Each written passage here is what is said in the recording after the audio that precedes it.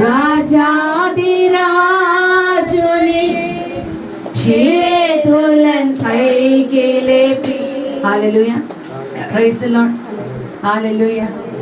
ప్రార్థనలో పాల్గొనడానికి ఇష్టం లేని వాళ్ళు ఇక్కడ నుంచి వెళ్ళిపోవచ్చు. Praise the Lord. ఆరాధన సమయంలో ఇటువంటి చూడద్దు. పరిశుద్ధాత్మ దేవుడు మన మధ్యలో ఉన్నాడు. హల్లెలూయా. రెండు చేతుల పైకి దేవుడు ఒకసారి స్తుతిద్దాం అందరం కూడా. హల్లెలూయా, హల్లెలూయా, హల్లెలూయా, హల్లెలూయా, హల్లెలూయా, హల్లెలూయా, హల్లెలూయా, హల్లెలూయా. రండి ఆరాధించెదం దేవాది దేవుని, రండి కీర్తించెదం రాజాదిరాజుని చేతులను పైకి లేపి శిరమును వాంచి స్తుతించి పొగడెదం క్రీస్తు నాదుని. చేతులు జోడించి ప్రార్థన చేసుకుందాం. పరిశుద్ధుడైన దేవా, ప్రియ పరలోకపు తండ్రి, మీ బంగారు పాదములకు స్తోత్రం నాయన. అయ్యా తండ్రి, ఈ దినము మమ్మల్ని అందరినీ కూడా ప్రభ నీ సన్నిధానంలో కూర్చోబెట్టడానికి నువ్వు ఇచ్చిన కృపను బట్టి నీకు వందన. ఏమిచ్చి మీ రుణమని తీర్చుకోగలమయ్యా, నీకు వందన. తండ్రి దేవా, నువ్వు మాట్లాడుతుండగా వినగలిగిన చెవులు మాకు దయచేయమని అడుగుచున్నాను. పరిశుద్ధాత్మ దేవుడా, మమ్మల్ని నీ యొక్క ఆధీనంలో తీసుకోమని అడుగుచున్నాను నాయన, నీకు వందన, నీకు స్తోత్రం. హల్లెలూయా, హల్లెలూయా, స్తోత్రం నాయన. ప్రతి బిడ్డను ప్రభా ఏకాత్మతో ఏక దృష్టి కలిగి అయ్యా ప్రార్థనలో పాల్గొనడానికి నీ కృపను చూపించండి ప్రభా. ఎవ్రీ డిస్టర్బింగ్ ఫోర్స్ ని, ఎవ్రీ డిస్టర్బింగ్ స్పిరిట్ ని యేసు నామములో గద్దిస్తున్నా తండ్రి. అయ్యా ఆ కాడిని నామములో విరగొడుతున్నా తండ్రి. అయ్యా నీ ఆత్మతో మమ్మల్ని బలపరిచి దీవించి కాచి కాపాడమని యేసు నామమును ప్రార్థించి వేడుకొంచున్నాము తండ్రి. ఆమేన్. రెండు చేతులు పైకి దేవుని స్తుతించు. హల్లెలూయా, హల్లెలూయా, హల్లెలూయా, హల్లెలూయా, హల్లెలూయా, హల్లెలూయా, హల్లెలూయా, హల్లెలూయా, హల్లెలూయా, హల్లెలూయా, హల్లెలూయా, హల్లెలూయా, హల్లెలూయా. Thank you Jesus. హల్లెలూయా, హల్లెలూయా, హల్లెలూయా, హల్లెలూయా, హల్లెలూయా. Thank you Lord, thank you master, thank you Jesus, thank you Lord. హల్లెలూయా, హల్లెలూయా, హల్లెలూయా, హల్లెలూయా, హల్లెలూయా. Thank you Jesus, thank you Lord. Glory, glory, glory to you Master. Hallelujah, hallelujah, hallelujah, hallelujah, hallelujah, hallelujah.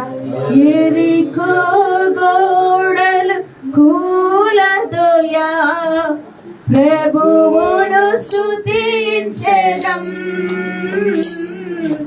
యెరికో గోడలు కూలదోయా ప్రభువును స్తుతించెదం.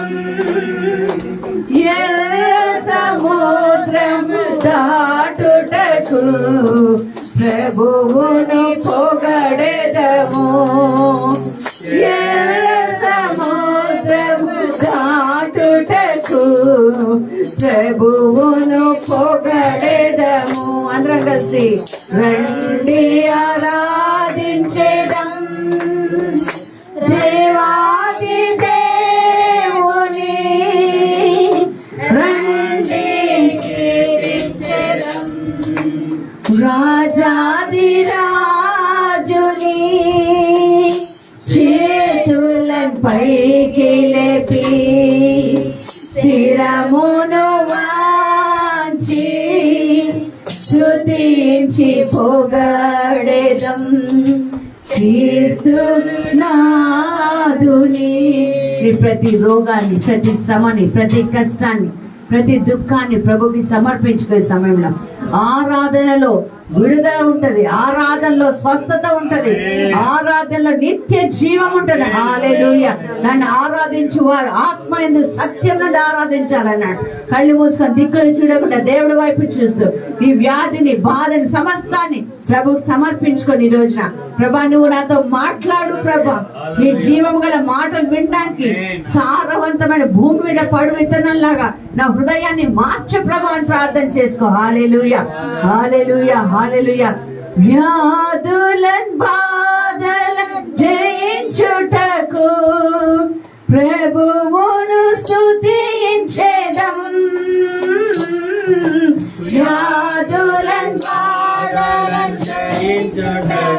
ప్రభువును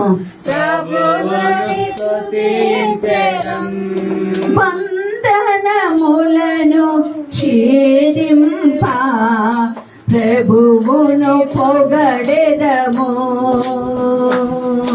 వందనములను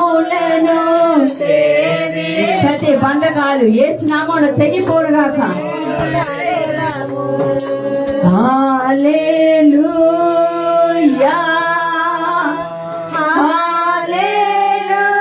హల్లెలూయా హల్లెలూయా హల్లెలూయా హల్లెలూయా హల్లెలూయా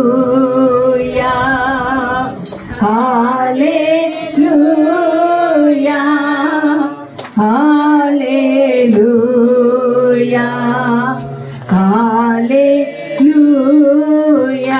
హల్లెలూయా హల్లెలూయా హల్లెలూయా హల్లెలూయా హల్లెలూయా హల్లెలూయా హల్లెలూయా. నీ సన్నిధితో మమ్మల్ని నింపండి యేసయ్యా.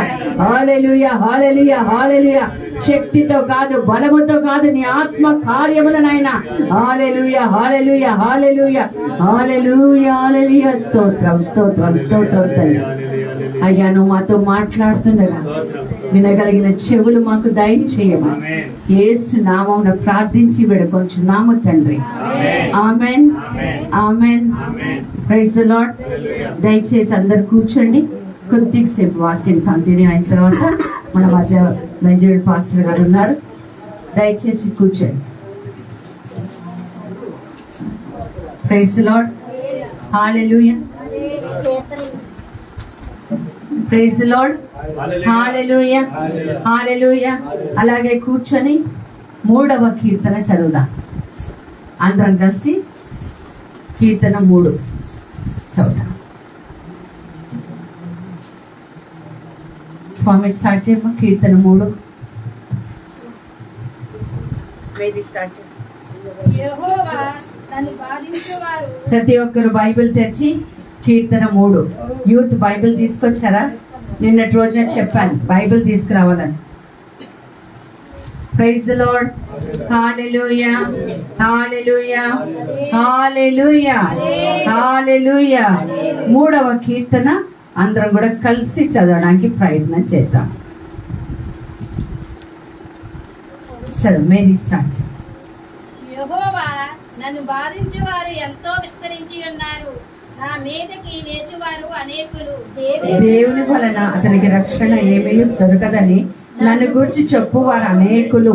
యెహోవా నీవే నాకు కేడముగాను, నీవే నాకు ఆశ్రయస్వాదముగాను, నా తల ఎత్తువాడుగాను ఉన్నావు.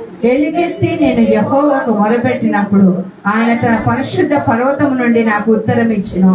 యెహోవా నాకు ఆధారము కావున నేను పండుకొని నిద్రపోయి మేల్కొందును. నా మీదకు వచ్చి యెహోవా లెమ్ము, నా దేవా నన్ను రక్షింపుము. నా శత్రువులందరినీ దవడ ఎముక మీద కొట్టువాడువు నీవే, దుష్టుల పళ్ళు ఎరగొట్టువాడువు నీవే. అందరం కలిసి రక్షణ యెహోవాది, నీ ప్రజల మీదకి నీ ఆశీర్వాదం వచ్చినదాక. Praise the lord. ఎంత చక్కటి కీర్తన దేవుడి. ఈరోజు నేను కీర్తన అని అడగంగానే దర్శనంలో 3వ కీర్తన అని చూస్తున్నాను. Praise the Lord. హల్లెలూయా. చూడండి ఎన్ని మంచి మాటలు ఉన్నాయో ఇక్కడ. అసలు ఇంక ఈ కీర్తనకి ఎక్స్ప్లెనేషన్ అవసరం లేదు కదా, వివరణ అవసరం లేదు. మనం ఎవరన్నా ఎప్పుడైనా మనల్ని బాధించినప్పుడో లేదా మన గురించి పుకార్లు పుట్టించినప్పుడో లేదా నిందించినప్పుడు మనం ఈ కీర్తన చదువుకోవచ్చు. Praise the Lord. ఏంటంటే వాళ్ళ దవడ ఎముకనంట ఆయన ఏం చేస్తాడంట, విరగొట్టే దేవుడు అయినాడు. ఆయన నాకు ఆశ్రయం ఉన్నాడు, నా దుర్గమై ఉన్నాడు, మనల్ని కాపాడువాడు ఆ దేవుడే ఉన్నాడు. Praise the Lord. హల్లెలూయా. మళ్ళీ కీర్తన ద్వారా దేవుడు మనం బలపరిచినందుకు గట్టిగా చప్పట్లు కొడతాం దేవుడికి కదా. అందుకని ఈ కీర్తన ప్రకారం మనం ఏం చేయాలంట, ఇక్కడ ఒక మాట ఉంది చూడండి. నేను పిలిచినప్పుడు ఆయన తన పరిశుద్ధ పర్వతం నుండి నాకు ఉత్తరం ఇచ్చును. మనం ఏం చేయాలంటే పిలవాలి. చెప్పండి ఏం చేయాలి కదా, ఎవరో పిలవటం కాదు. ఆకలిస్తే, నాకు ఆకలిస్తే మా అమ్మ అన్నం తింటే సరిపోద్దా? చెప్పాలి. నాకు ఆకలిస్తే నా కొడుకు అన్నం తింటే సరిపోద్దా? కుదరదు. నాకు ఆకలి అయితే నేనే తినాలి. శత్రువుల బారి నుండి నన్ను రక్షించాలంటే పరిశుద్ధ పర్వతం నుండి దేవుడు నా మొర ఆలకించాలంటే నేను ఆయనకి మొర పెట్టాలి. Praise the Lord. అంటే పాడదామా పాట? నేను పిలిస్తే పరుగున విచ్చేస్తారు, నేను స్తుతిస్తే నా ప్రార్థన ఆలకిస్తారు, నేను ఏడిస్తే లాలించి ఓదారుస్తారు. ఓ ఎంత గొప్ప ప్రేమ నా యేసుది, ఓ ఎంత గొప్ప ప్రేమ నా యేసుది, నేను పిలిస్తే పరుగున, నేను స్తుతిస్తే నా ప్రార్థన, నేను ఏడిస్తే లాలించి ఓ ఎంత గొప్ప ప్రేమ నా యేసుది, ఓ ఎంత గొప్ప ప్రేమ నా. కదా మనం పిలవాలి, పిలిస్తే ఆయన మనకి ఉత్తరం ఇచ్చే దేవుడు అయినాడు. Praise the Lord. గత వారంలో మనం ఒక మాట నేర్చుకున్నాం. ఏంటో మాట నేర్చుకున్నాం చెప్పండి? ఎవరిని? దేవుని మనము ఘనపరిస్తే దేవుడు మనల్ని ఘనపరుస్తాడు. అందులో ఒక 5 పాయింట్లు నేర్చుకున్నాం. ఏ విధంగా దేవుడిని ఘనపరచాలి? ఎవరైనా ఒక పాయింట్ చెప్తారా? నేను పోయిన వారమే నేర్చుకుంది. Those who honor me, I will honor. నన్ను ఘనపరచు వారిని నేను ఘనపరుస్తాను. 5 పాయింట్లు చెప్పాను. ఒక్క పాయింట్ అని చెప్తే మిగతా 5 చెప్తాను ఫాస్ట్. విన్నారా వాక్యం? ఎంతమంది వచ్చారు పోయిన వారం? చేతులు పైకి. కానీ వారం లోపలే కదా. అదే ఎవరన్నా ఒక మాట అన్నారనుకో, 10-15 సంవత్సరాల దాకా కూడా మర్చిపోరు. కట్ట కాలేదాకా కూడా మర్చిపోరు. Praise the Lord. దేవుడు మాటను అంత తొందరగా మర్చి ఎలా దేవుణ్ణి ఘనపరచాలి అని మనం చాలా విషయాలు మనం నేర్చుకున్నాం కదా. మొదటి వాక్యం ఏం నేర్చుకున్నాం అంటే దేహము ద్వారా దేవుణ్ణి, ఏం చెప్పాలి? నా శరీరము దేవుడు ఆలయం కాబట్టి నా దేహము ద్వారా దేవుణ్ణి ఘనపరచాలని చెప్పారు. రెండోది, నేను ఒకటి చెప్పాను. రెండోది, ఇచ్చుట ద్వారా దేవుణ్ణి ఘనపరచాలి. Praise the lord. వచ్చే వారం కూడా అడుగుతా, చూద్దాం. ఇచ్చుట ద్వారా దేవుణ్ణి ఘనపరచాలని మనం నేర్చుకున్నాం. తర్వాత స్తుతించటం ద్వారా దేవుణ్ణి మనము ఘనపరచటం నేర్చుకున్నాం. Praise the Lord. హల్లెలూయా. తర్వాత ఆనందించట ద్వారా కదా, ఎల్లప్పుడు ఏది జరిగినా ఏది జరగకపోయినా దేవుడిలో ఆనందించడం ద్వారా మనం దేవుణ్ణి ఘనపరచాలి. Praise the Lord. హల్లెలూయా. హల్లెలూయా. ఈ రోజు ఒక వాక్యం నేర్చుకుందాం. ఎలా నేను దేవుణ్ణి ఘనపరచా? 10 నిమిషాలే నా టైం, మిగతాది బ్రదర్కి. Praise the Lord. హల్లెలూయా. ఫాస్ట్ గా నేర్చుకుందాం. Praise the Lord. హల్లెలూయా. దేవుణ్ణి వెతకటం ద్వారా కదా. కొంతమంది ఇంజనీరింగ్కి వెళ్తున్నారు, కొంతమంది 10th అయిపోయిన వాళ్ళు ఉన్నారు ఇక్కడ, కొంతమంది ఇంకా ఏదోదో కోర్సులకు వెళ్తున్నారు. కాలేజ్, ఏది కాలేజ్ మంచిది, ఎక్కడికి వెళ్తే మంచిదని మనం చాలా మంది చాలా వెతుకుతున్నాం. హల్లెలూయా. వెతుకుతున్నారా లేదా కదా? వయసు వచ్చిన పిల్లలు, ఆడపిల్లలు ఉన్నారు, మగపిల్లలు ఉన్నారు. ఎక్కడ మంచి సంబంధాలు ఉన్నాయి ఏం చేస్తున్నారు? వెతుకుతూ ఉన్నారు. ఇల్లు లేని వాళ్ళు ఇళ్ళ కోసము వెతుకుతున్నారు. డబ్బులు లేని వాళ్ళు డబ్బు కోసం వెతుకుతున్నారు. మనిషి బ్రతికిన రోజులు ఏదో ఒక వెతుకుతూనే ఉంటాడు. పొద్దున్న లేవగానే ఫుడ్ కోసం వెతుకుతూనే ఉంటాడు. కానీ ఈ రోజు దేవుని ఘనపరచాలంటే నేను దేవుని వెతకటం ద్వారా, యెషయా గ్రంథం 55వ అధ్యాయం 6వ వచనం తీసి చదువుదాం. Praise the Lord. హల్లెలూయా. రాత్రి జాగరణ ప్రార్థనలో పాల్గొని గుంటూరుకి వెళ్ళి ఉదయం వచ్చి మళ్ళీ నా పర్సనల్ వ్యక్తిగత ప్రార్థన చేసుకొని మళ్ళీ మీ ముందు నిలబడ్డాను.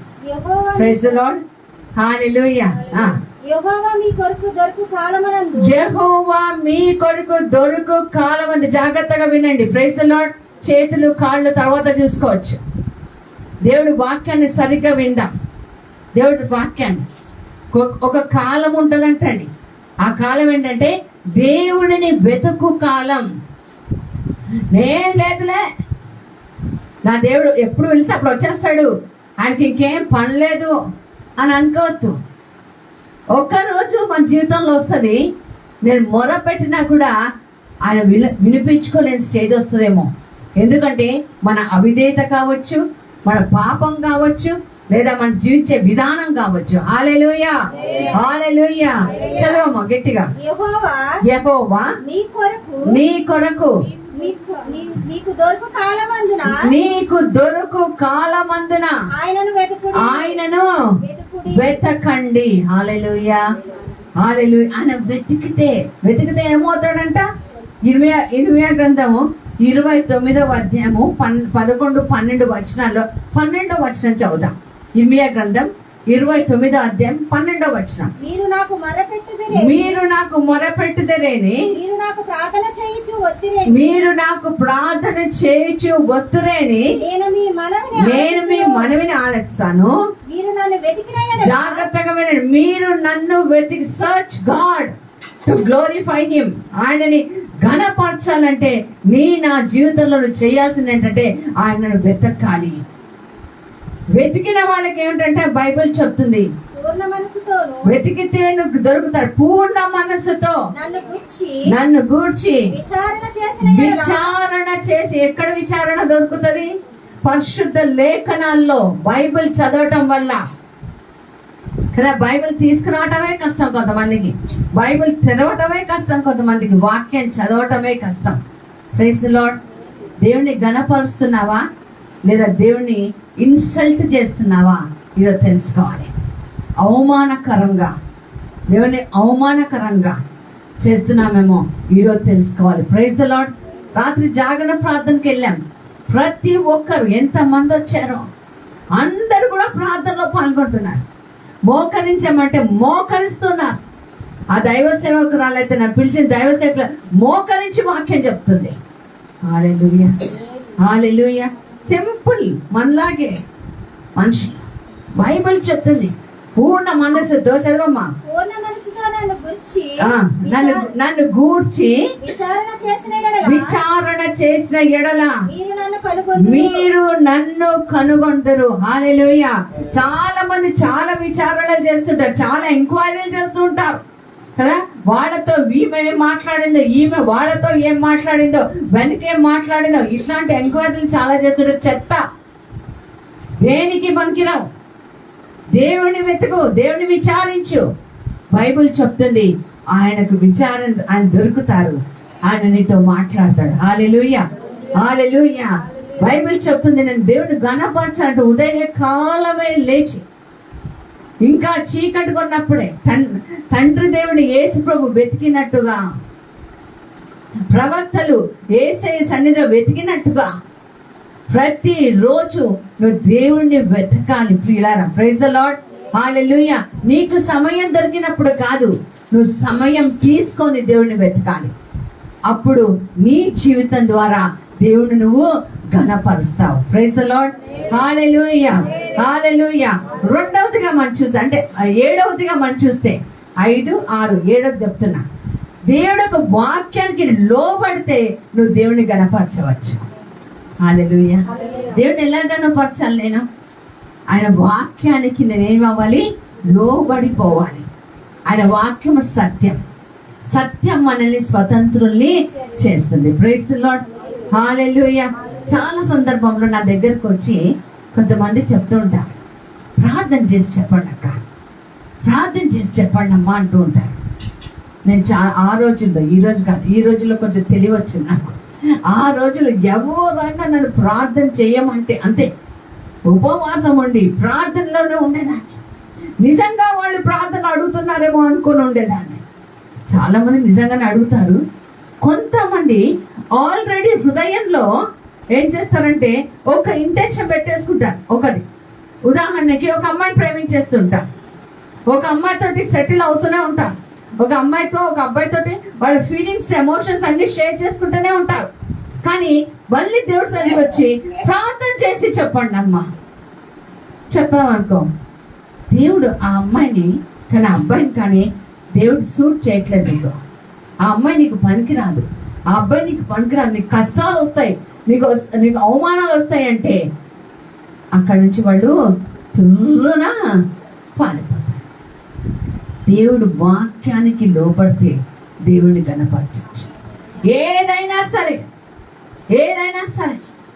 నా 29 సంవత్సరాల నా ఆధ్యాత్మిక జీవితం ద్వారా నేను చెప్తున్నాను, దేవుడు మాటకి లోబడితే సునామీ రాని, కష్టం రాని, మరణమే సంభవించని, మృత్యువే నా ఎదురుగా ఉండని దేవుడు నన్ను నడిపిస్తాడు. హల్లెలూయా.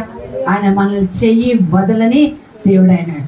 ఆయన మాటిస్తే తప్పే దేవుడు కాదు. భూమి ఆకాశాలు గతించిపోయినా ఆయన మాట అలాగే నువ్వు దేవుడికి మాట ఇస్తే కదా, ఆరాధనకి తొందరగా వస్తాను, లేదా ప్రార్థనలో పాల్గొంటాను, ఏదో ఒక సేవ చేస్తాను కదా, ఎన్నో పనులు చేయొచ్చు. Praise the Lord. హల్లెలూయా. ఎప్పుడైతే కమిట్మెంట్ ఇస్తామో మన దేవుడికి, అది మనం ఒబే చేయాలి. Praise the Lord. దేవుడికి మాట ఇచ్చేసి మాట తప్పేవాళ్ళని, మాట ఇచ్చి తప్పేవాళ్ళని మనుషులు ఏమనుకుంటారు? వీళ్ళకి మాట మీదనే నిలకడ లేదనుకుంటారు. అలాగే దేవుడు కూడా. Praise the Lord. Obey God's word. దేవుడు వాక్యానికి నీవు ఖచ్చితంగా లోబడాలి.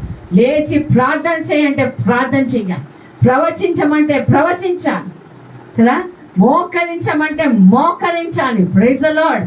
హల్లెలూయా. ఆ చేయూతనిచ్చు అంటే, ఆకలేస్తే అన్నం పెట్టమంటే పెట్టాలి. ప్రైజ్ ది లార్డ్ కదా. చెయ్య వెనకకి పెట్టుకోకూడదు. Praise the Lord. హల్లెలూయా కదా. భయం వేస్తుంది అంటారు కొంతమంది వచ్చి, ఒక మంచి మాట, ఒక మంచి సహాయం నీవు నేను చెయ్యొచ్చు. Praise the Lord. Obey God's word. మత్తయి సువార్త 10వ అధ్యాయం 27-28 వచనాలు. మత్తయి సువార్త 10వ అధ్యాయం 27-28 వచనాలు. చీకటిలో నేను మీతో చెప్పినది, చీకటిలో నేను మీతో చెప్పినది. మీరు వెలుగులో చీకటి అంటే ఏకాంత సమయం.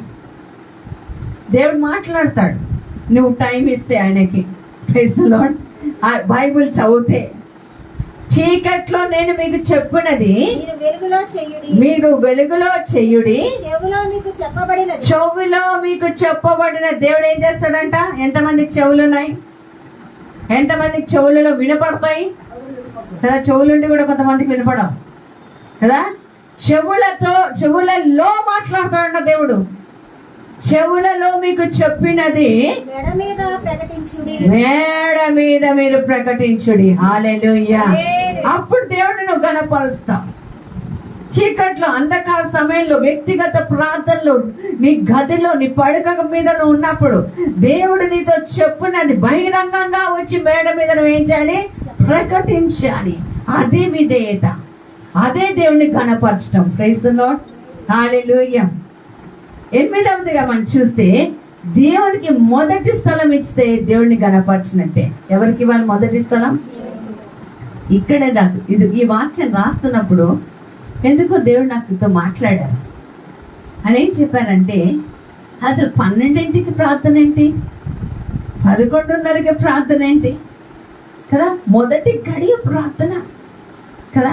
మీరు అక్కడి నుంచి వస్తారు, ఇక్కడి నుంచి వస్తారు, ఉదయం మేము లేచి గబగబా తయారైపోయి బైబిల్ పట్టుకొని వస్తుంటే అన్యులలో మనం ఎంత సాక్ష్యంగా ఉంటాం కదా. పనులన్నీ ముగించుకొని, వీలైతే వంటలు కూడా చేసేసుకొని కదా, మనకు రెస్ట్ టైంలో వస్తున్నాం. మొదటి స్థలం గుండెల మీద చేసుకొని చెప్పండి, ఎంతమంది ఫస్ట్ ప్లేస్ విశ్రాంతి దినంలో దేవుడికి ఇస్తున్నారు? దేవుడిని కనపరుస్తాం, దేవుడిని కలుస్తాం కదా.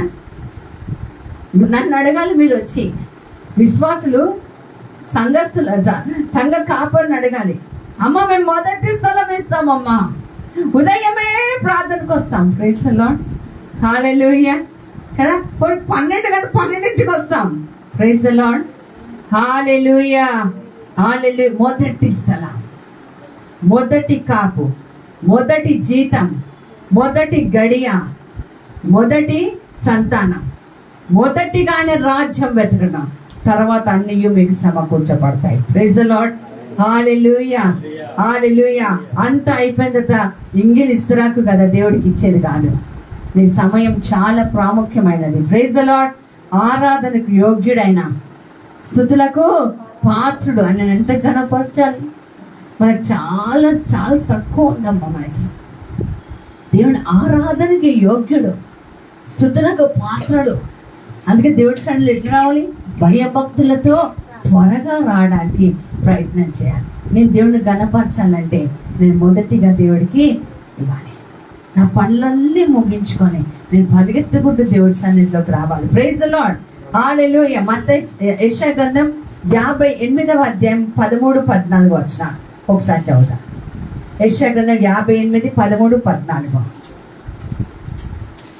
నా విశ్రాంతి దినమున ఆ. వ్యాపారం చేయకుండా నా విశ్రాంతి దినమున మీరు వ్యాపారము చేసుకోండి, పర్వాలేదు, పని చేసి రండి అని ఉందా? విశ్రాంతి దినమున గట్టిగా చదువుతావమ్మా. నా విశ్రాంతి దినమున నా విశ్రాంతి దినమున వ్యాపారము చేయకుడి, వ్యాపారం చెయ్యొద్దు. తర్వాత నాకు ప్రతిష్టమైన దినమున నాకు ఇది ప్రతిష్టమైన దినము. నీవు ఊరుకుండే ఎడల నువ్వు ఊరుకుండా ఎట్లా ఉంటావు? నువ్వు చదువు. విశ్రాంతి దినము ఆ.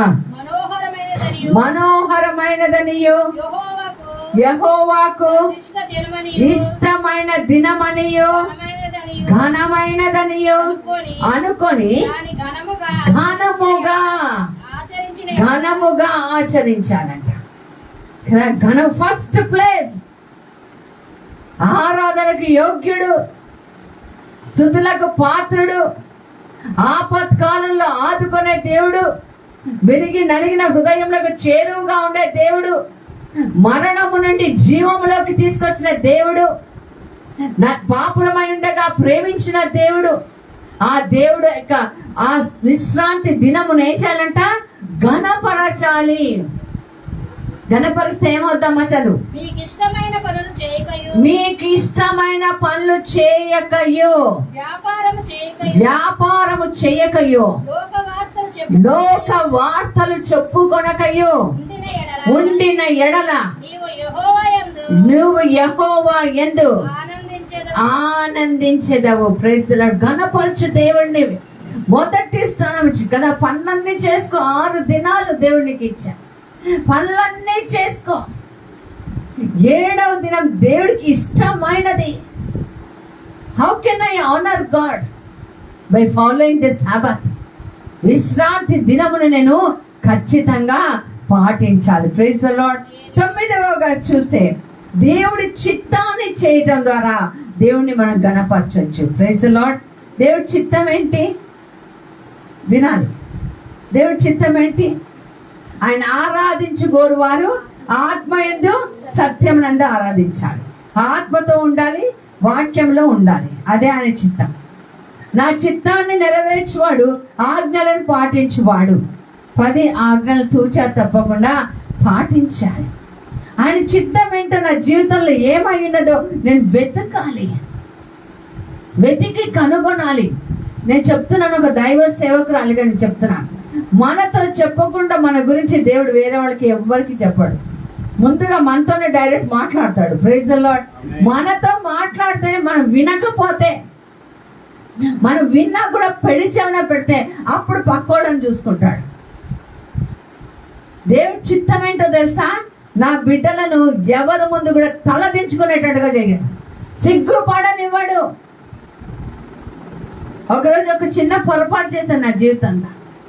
ప్రార్థనలోకి వచ్చిన కొత్తలో అగ్ని అభిషేకంతో ఉండిన నా రోజుల్లో మా ఆఫీస్ అందరు కూర్చుంటే వాళ్ళందరి మధ్యలో కూర్చొని టీ తాక్కుంటూ వేరే వాళ్ళు మాట్లాడుతుంటే వాళ్ళతో పాటు నేను తలకాయ ఊపుతూ కూర్చున్నా, తలకాయ ఊపుకుంటూ కూర్చున్నా. అంతే. నా వ్యక్తిగత ప్రార్థనలో నా తలంతా ఊగటం ప్రారంభించింది.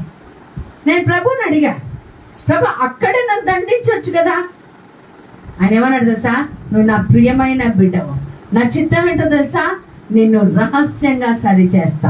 Praise the Lord. నువ్వు వ్యక్తిగతంగా కూర్చో. దేవుడి చిత్తం ఏంటో తెలుసా?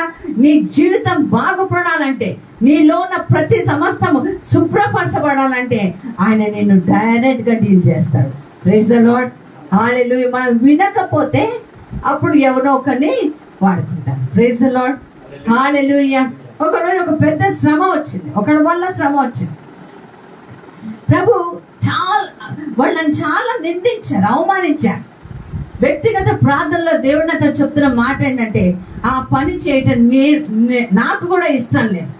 ప్రభా, మరి నువ్వెందుకు నన్ను పంపించావు? ప్రభు అంటున్నాడు నీకు పాఠం నేర్పించడానికి. Praise the Lord. దేవుడి చిత్తం ఏంటో తెలుసా? మనము పవిత్రంగా పర్ఫెక్ట్ గా ఉండాలి అన్ని కోణాలలో నుండి. Praise the Lord. హల్లెలూయా, హల్లెలూయా. 10వదిగా దేవుడు ఎలా గణపరచగలం కదా? ఎలా గణపరచగలం? ప్రేమతో ఉంది. చెప్పండి ఏంటి కదా? కొత్తగా పెళ్ళైన ప్రేమ గురించి చెప్పాల్సిన పనిలేదు. Praise the Lord. హల్లెలూయా. ప్రేమతో పక్క వాళ్ళని తీసుకొచ్చి ఒక్కసారి చూడండి, ప్రేమగా ప్రేమగా. Praise the lord.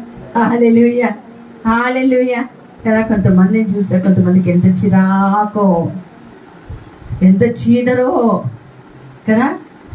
ప్రేమగా నేను దేవుడిని గణపరచాలంటే ప్రేమ స్వరూపమైన దేవుడిని కలిగి ఉండాలి. Praise the Lord. హల్లెలూయా. అప్పుడు నా జీవితం ద్వారా నేను దేవుడిని గణపరుస్తా. కోపం ఉన్న చోట ప్రేమని పుట్టించగలిగాను. హల్లెలూయా. ప్రేమగా ఉండాలంటే ప్రేమించేదన్ అని పాడితే రాదు. ప్రేమ నరంలో ఉండాలి. యేసు ప్రభు వారు ప్రేమించారు కదా? యూదా ఇస్కారాయితును కూడా ప్రేమించారు కదా? నశించిపోతున్న ఇజ్రాయెల్ ప్రజలు చూసి అయ్యో గొర్రెలు కాపర్లేని గొర్రెల్లాగా నా బిడ్డలు అయ్యారని ఏడ్చాడు. ఆయన ప్రేమ ఎంత ఆయన కొలవాలని చూస్తే ఆయన సిలువ మీదకి ఎక్కి 2 చేతులు చాపి ఇంతగా నేను ప్రేమిస్తున్నాను. ఆయన ప్రేమ ఎంతదంటే శాశ్వతమైన ప్రేమ.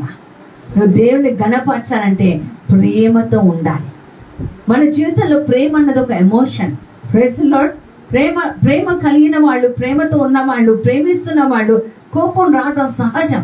కానీ ఆ కోపం ఎప్పటి వరకు ఉండాలి? సూర్యుడు అస్తమించక ముందే దాన్ని ఏమి చేయాలి? క్లోజ్ చేసి పడేయాలి కదా? కోపంతో ఉంటారు, రగులుకుంటూ ఉంటారు. ప్రియత బిడ్డలారా, ఈ రోజు నీవు ఎంతగా ఎవరిని ప్రేమిస్తున్నావో జ్ఞాపకం చేసుకోమని దేవుడు మీకు ఈ విషయాలు చెప్తున్నాడు. Praise the Lord. నన్ను చదువుదాం. అది ఒక్కసారి చదివి మరి బ్రదర్ గారికి మైక్ ఇద్దాం. 1 శామ్యూయల్ గ్రంథం 2వ అధ్యాయం 30వ వచనం. 1 శామ్యూయల్ గ్రంథం 2వ అధ్యాయం 30వ వచనం.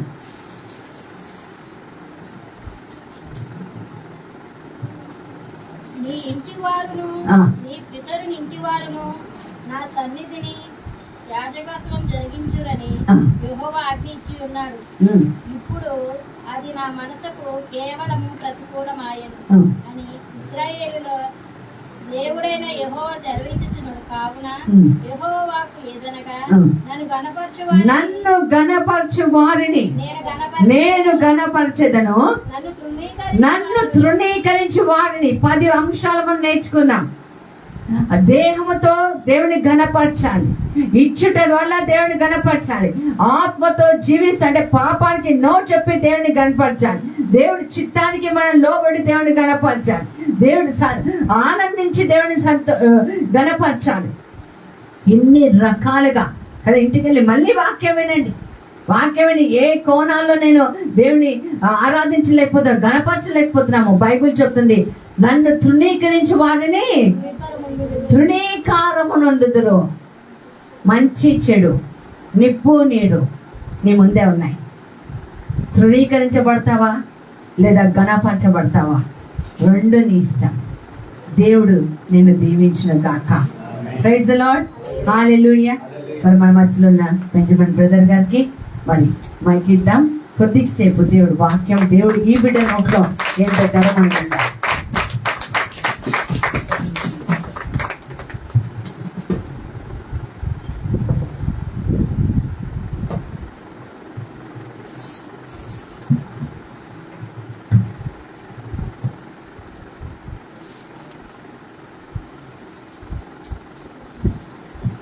దేవుని నామానికి మేము కలుగుని గాక. కూడొచ్చిన ప్రతి ఒక్కరికి నా హృదయపూర్వక వందనాలు చెల్లిస్తున్న. పాస్టర్ గారిని అలానే స్టూడెంట్ గారు ప్రతి ఒక్కరికి నా హృదయపూర్వక వందనాలు చెల్లిస్తున్నాం.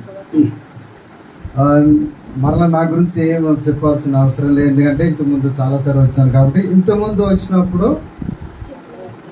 బ్యాచులర్గా వచ్చాను, ఇప్పుడు ఫ్యామిలీతో వచ్చాను కాబట్టి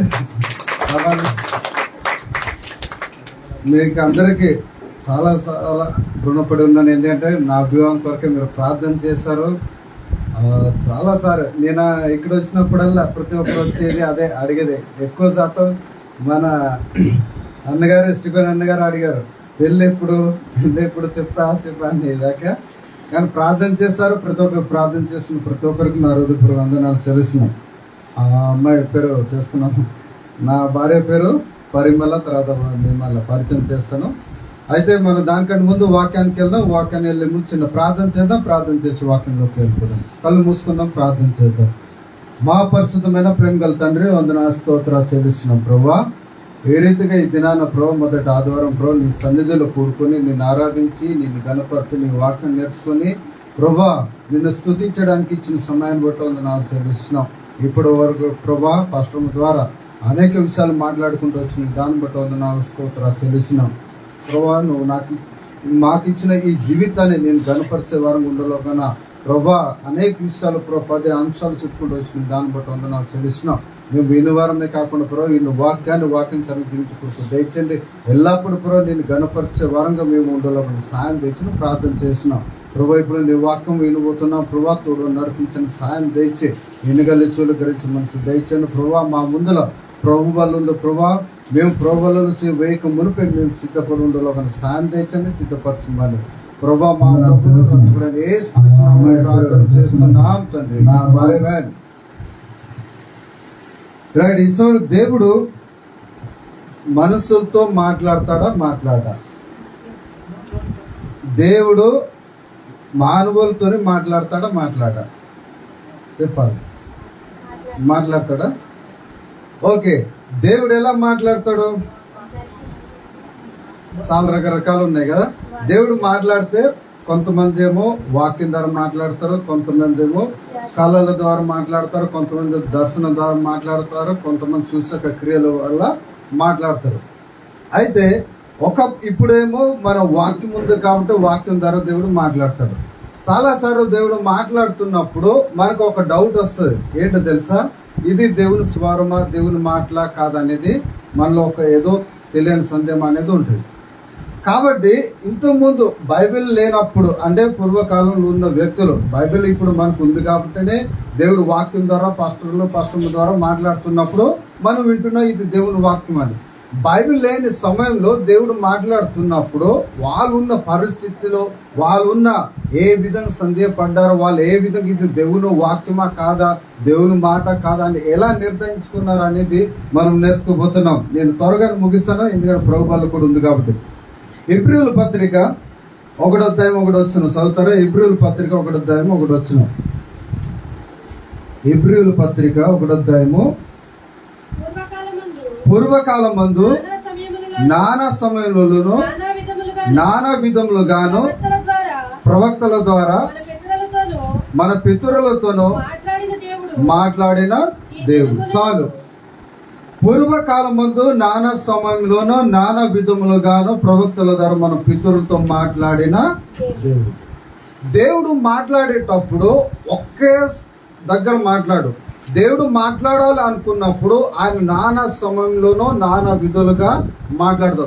ఒకడే వాయిస్ తోనే మాట్లాడదు, లేకపోతే ఒకడే చర్చ్ దగ్గరనే దేవుడు మాట్లాడతాడని కాదు.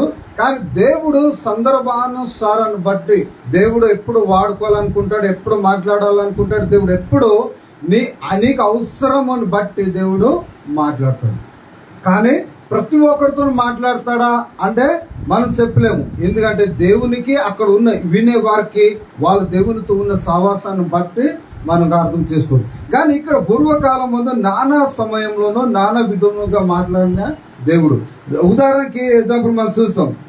న్యాయాధిపతులు 6వ అధ్యాయము, న్యాయాధిపతుల గ్రంథము 6వ అధ్యాయము. ఇక్కడ ఒక వ్యక్తి ఉన్నారు, ఆయన పేరు గిదియోను.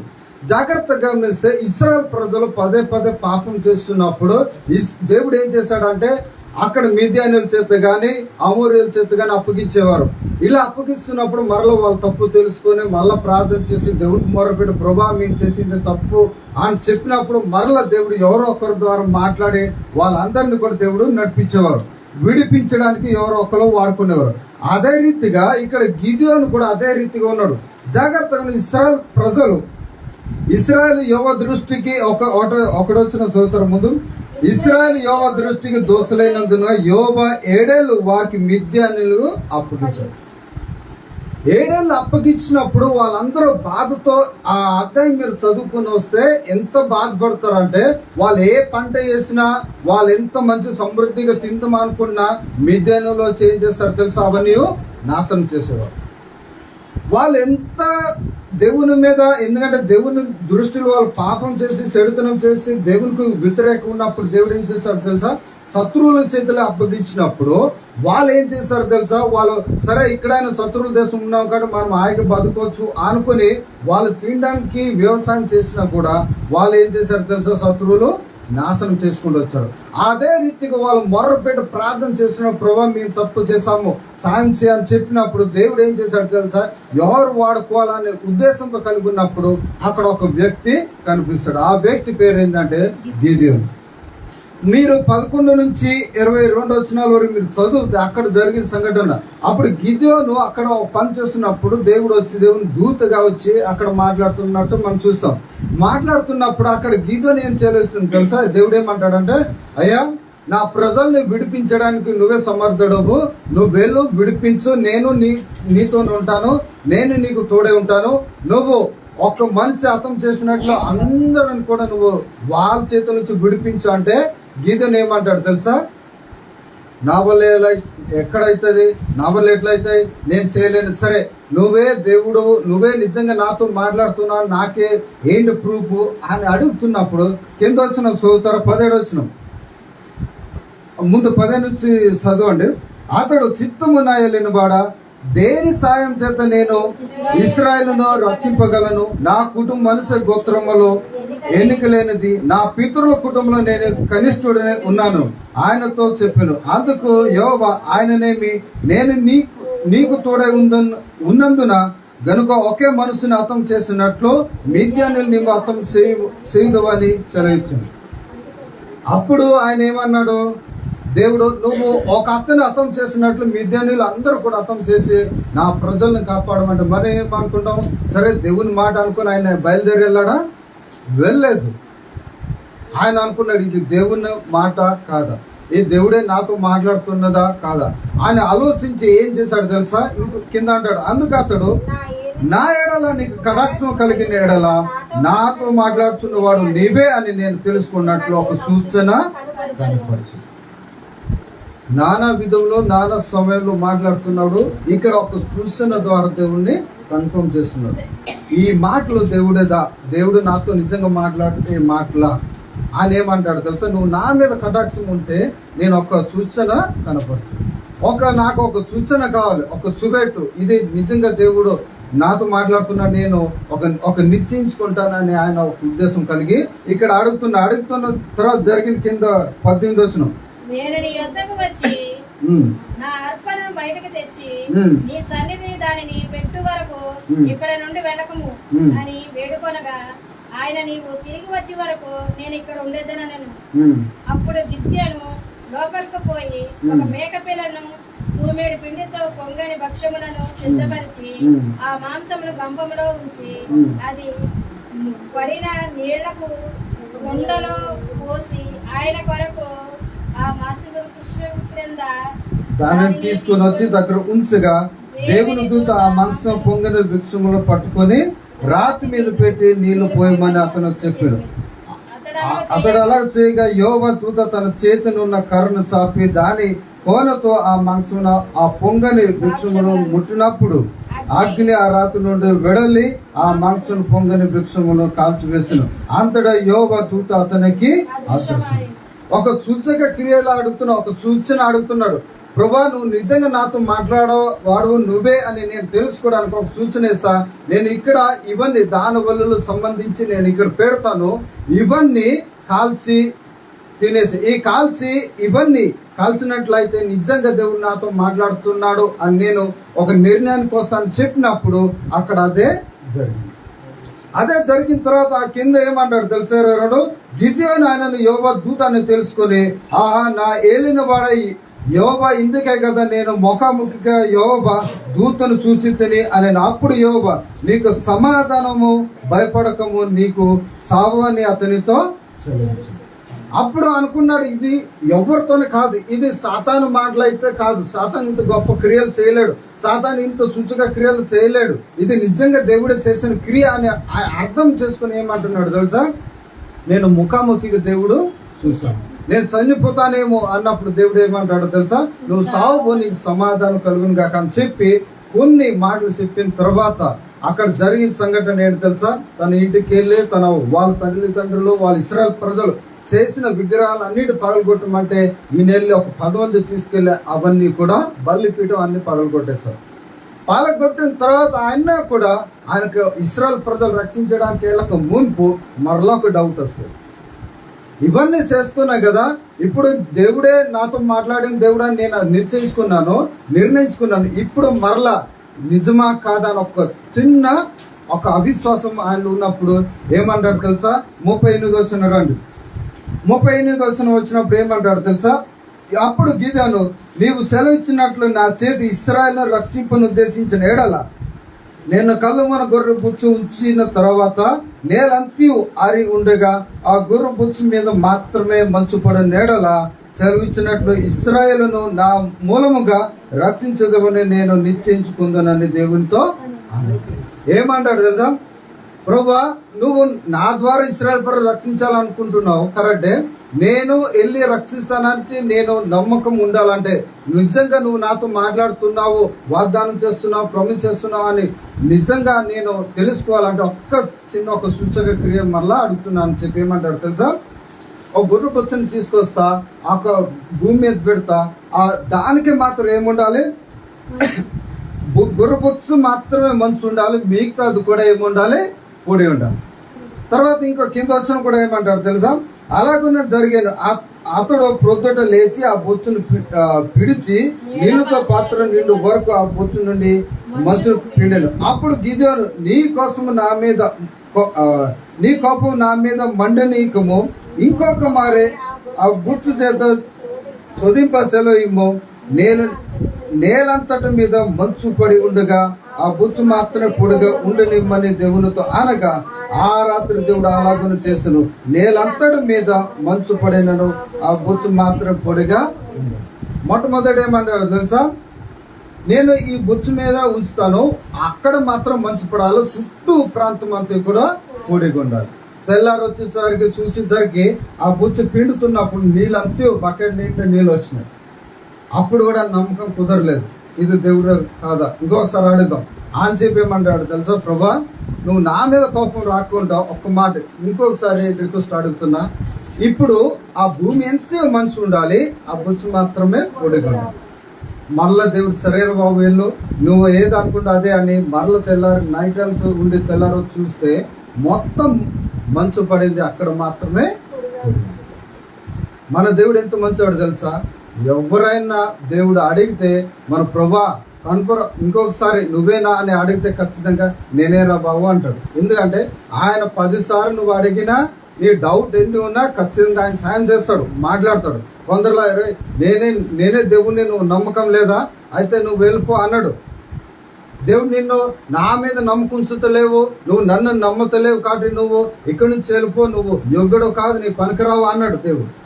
దేవుడు ప్రేమగా కూర్చొని ఏమంటాడు తెలుసా, సరే నువ్వేమనుకుంటావు చెప్పు, నేనే దేవుడిని నిరూపించుకోవడానికి ఇదో నువ్వు ఎలా అనుకుంటావు నేను అలా చేస్తాను. గిదెయోనుతో మాట్లాడి రాత్రంతా కూడా అలా చేశాడు. అప్పుడు గిదెయోను నమ్మకం వచ్చి అప్పుడు ఇశ్రాయేలు ప్రజల్ని రక్షిస్తాడు.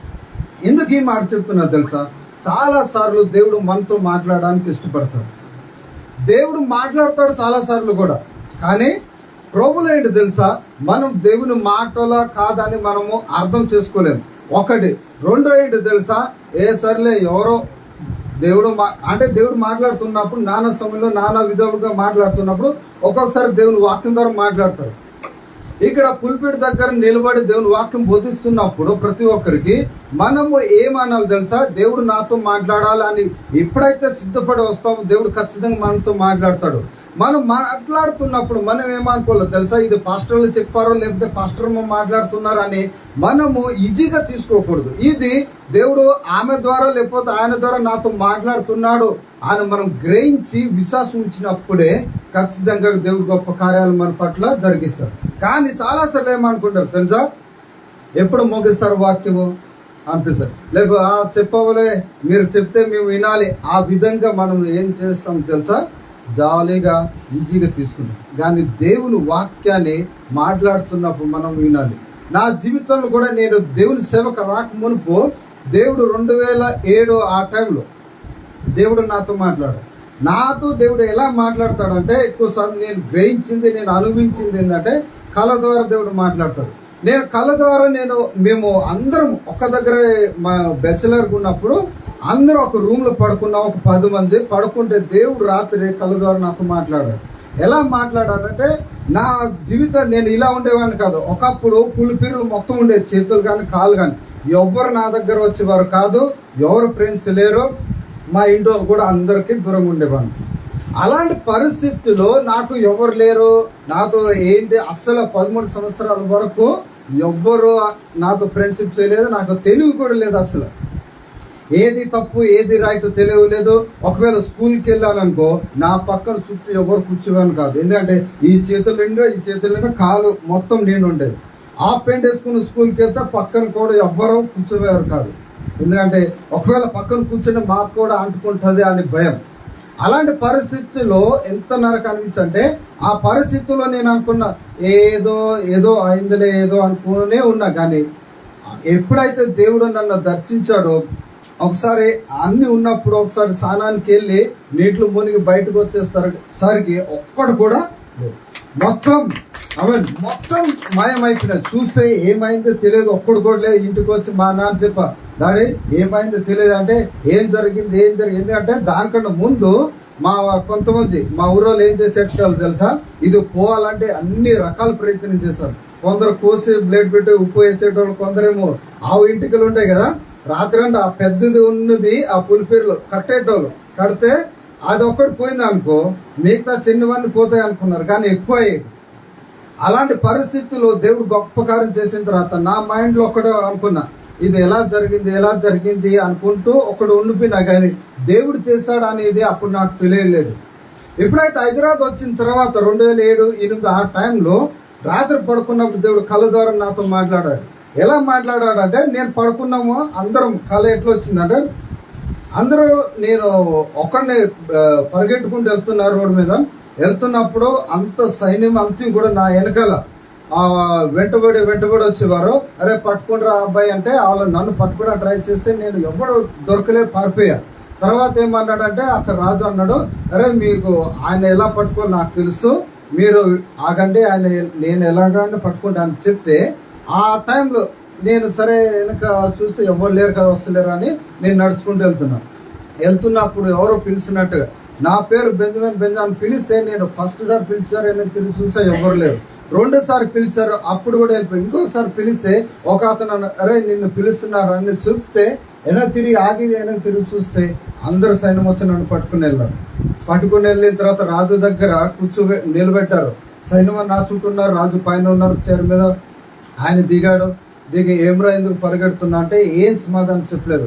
1సారి 2 సారి అడిగారు. తర్వాత నువ్వు ఒకసారి నా ఫేస్ చూడు, నా దగ్గర నుంచి పారిపో, నువ్వు రా నాతో మాట్లాడని చెప్పినప్పుడు నేను వెళ్ళే తల తీసుకుని ఉంటే, ఆయన దిగి నా తలెత్తి ఇలా చూసినప్పుడు ఆ కళ్ళు చూసినా చూడు, ఆ రోజు రాత్రి అంతా ఏడవడం మొదలు గట్టి కోగిలించుకొని అప్పుడు అంక ప్రభా ఇక్కడ నుంచి నువ్వేం చెప్తే అదేంట, నేను ఇక్కడ నుంచి నేను పారిపోను అని చెప్పి గట్ట కోగిలించుకుని ఏడవడం మొదలుపెట్టా. ఏడిచిన తర్వాత రాత్రి రియల్ అయిపోయింది. కళ్ళు తిరిగి చూస్తే పక్కన అందరూ ఉన్నారు, పడుకున్నారు. నేనేమో ఏడుస్తున్నా, ఆ ఏడుపు ఆగతలేదు. మళ్ళీ బయటకు వచ్చి వాసనం పోయి ముఖం కడిగినా కూడా ఏడుపు ఆగతలేదు. అప్పుడు అనుకున్నా, ప్రార్థన చేద్దాం, ప్రభువా నువ్వే నాతో మాట్లాడాలని నేను అనుకుంటున్నా అని ప్రార్థన చేసి మొదలుపెట్టా. ప్రభు ఏం చేయాలి చెప్పు అన్నప్పుడు అప్పుడు బైబిల్ చదవడం మొదలుపెట్టా, దేవుని గురించి తెలుసుకోవడం మొదలుపెట్టా. ప్రతిరోజు బైబిల్ చదువుతున్నప్పుడు ఏ టైం దొరికి ఆ టైం నాకు ఎప్పుడు వస్తే రాత్రి పడుకున్న నిద్ర లేస్తున్నా అనుకో ఖచ్చితంగా బైబిల్ చదువుకునేటువంటి. చదువుకున్న తర్వాత బయటకు వెళ్తే పనికి వెళ్తే మావులతో ఇదే డిస్కస్, బైబిల్ గురించి ఇలా ఉంది అలా ఉంది అంటే అందరూ అనేటోళ్ళు, అరే ఈయన ఏమైందిరా ఇప్పుడు ప్రతి రోజు బైబిల్ గురించి మాట్లాడతారు అనేటోళ్ళు. అలా ఉన్నప్పుడు నాకు అనిపించింది, ఏంటి ఇలా ఎందుకు అంత ఉత్సాహం వస్తుంది, బైబిల్ గురించి తెలుసుకోవాలి, ఎక్కడ మీటింగ్ వెళ్ళినా ఖచ్చితంగా వెళ్ళాలి, నేను ఎప్పుడైనా దేవుని సన్నిధికి వెళ్ళాలని ఒక్కడే నిర్ణయించుకుని వెళ్ళేవాడిని. ఈరోజు దేవుడు ఏదో మాట్లాడతాడు, ఏదో విషయాలు మాట్లాడతాడు, ఏ వాక్యం ద్వారా దేవుడు నాతో మాట్లాడతాడు, ఆ ఉద్దేశంతో దేవుని సన్నిధికి వెళ్ళాడు.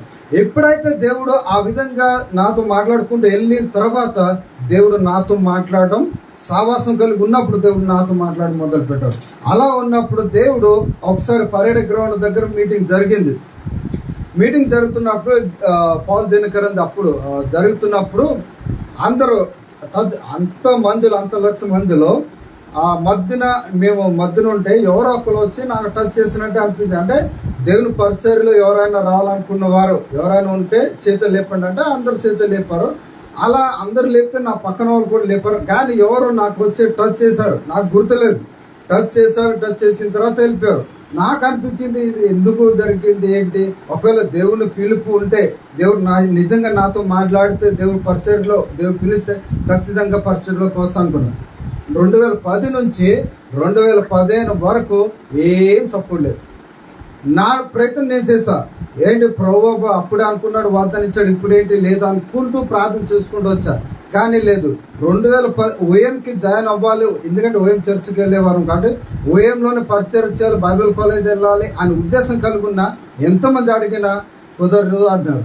ఇప్పుడు లేదు, ఇప్పుడు చాలా టైం అయిపోయింది, ఇప్పుడు కుదరదు, నువ్వు ఓఎం బైబిల్ ట్రైనింగ్ చేయలేవు అన్నీ అనుకున్నా. కానీ నాకు ఒక విశ్వాసం ఉండేది తెలుసా, దేవుడు ఖచ్చితంగా ఇదే ఓఎంలో పరిచయం తీసుకుంటాడు అనుకున్నా. 2015 సంవత్సరం దేవుడు డైరెక్ట్ పాస్టర్ గానే అక్కడ తీసుకున్నాడు. ఎందుకు ఈ మాట చెప్తాను తెలుసా, దేవుడు చెప్పిన మాటలు నేను విన్నాను, ఆ దేవుని కాదని కొన్నిసారి నేను నా విశ్వాసం కొంచెం తక్కువైనప్పటికీ నేను విశ్వాసం కోల్పోకుండా ధైర్యపరిచి దేవుని వాక్యం చదువుతూ ఇంకా నా విశ్వాసంలో అభివృద్ధి పొందుతూ దేవుని యందు విశ్వాసం ఉంచాను. కాబట్టి ఈరోజు దేవుని పరిసరలో వాడబడుతున్నాను. ఎందుకు ఈ మాట చెప్తాను, చాలా సార్లు దేవుడు మనతో మాట్లాడాలి, మన ద్వారా దేవుడు గొప్ప కార్యాలు చేయాలని ఉద్దేశం కలిగి ఉంటాడు. కానీ మనము వినడానికి చెవులు ఇవ్వము, మనం వినడానికి ఇష్టపడము. కొంతమంది దేవుని సన్నిధికి వస్తారు, దేవుని దగ్గర వచ్చి కూడా దేవుడు మాట్లాడుతున్నా కానీ వాళ్ళు వినరు. కారణం ఏంటో తెలుసా, ఇప్పుడు మొబైల్స్ ఉన్నాయి అనుకోండి, నేను స్టీవెన్ బ్రదర్తో నేను మాట్లాడాలనుకుంటా, మొబైల్ పక్కన ఉన్నప్పుడు నేను మాట్లాడాలనుకుంటే ఆయన ఏమైపోవాలా, ఆయన మొబైల్లో రీఛార్జ్ ఉండాలి, ఇన్కమింగ్ ఉండాలి. చాలా మంది నెట్వర్క్ పరిధిలో ఉంటాం కానీ మళ్ళీ ఏమో తెలుసా, ఇన్కమింగ్ ఉండదు. నేను ఎంత ప్రయత్నించినా కాల్ చేసిన ఆయన దగ్గర వెళ్తుందా కాల్, ఎందుకు అంటే ఆయనలో రీఛార్జ్ ఉంది. అంతే కొంతమంది ఏంటి అంటే అవుట్ ఆఫ్ కవరేజ్ ఏరియాలో ఉంటారు. దేవుడు ఎంత ప్రార్థన చేసినా, దేవుడు ఎంత ట్రై చేసినా మాట్లాడాలనుకుంటే ఆ వ్యక్తి అందుబాటులో ఉండడు. చర్చ్ బయట ఎక్కడ ఉంటాడు, చర్చ్ సండే జరిగితే ఆ వ్యక్తి ఎక్కడో తిరుగుతూనే ఉంటాడు. అప్పుడు దేవుడు ఎలా మాట్లాడతాడు? కాబట్టి మన విశ్వాస జీవితంలో మన ఆత్మీయత ఎదుగుతున్నప్పుడు, ఆత్మీయత దేవునితో సహవాసం కలిగి ఉన్నప్పుడు దేవుడు మాట్లాడే మాటలు మనకు అర్థమవుతాయి.